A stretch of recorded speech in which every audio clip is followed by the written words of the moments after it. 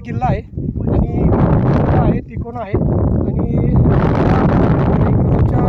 1665 मध्ये जेव्हा जयसिंग आणि दिलेरखानने जेव्हा पुरंदरवर आक्रमण केलं तेव्हा त्या तहामध्ये 23 किल्ले तिकोना, गणगड, असे गावातले किल्ले मुघलांच्या ताब्यात होते. परत मराठ्यांकडे आलेला आहे. आणि आता इकडं बघितलं तर ह्या बाजूला दिवाकुंडची व्हॅली आहे.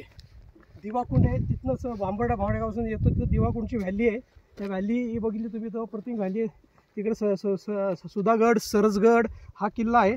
आणि ह्या मावळातनं ह्या सगळ्या मावळातून कोकण घाटवाटा किंवा कोकणावरील लक्ष ठेवण्यासाठी ह्या किल्ल्याचा वापर केला जात असे की इकडनं कोण शत्रू येते किंवा व्यापारावरती या लक्ष ह्या किल्ल्यातून ठेवलं जात असे. जय शिवराय, जय शंभूराजे, जय महाराष्ट्र.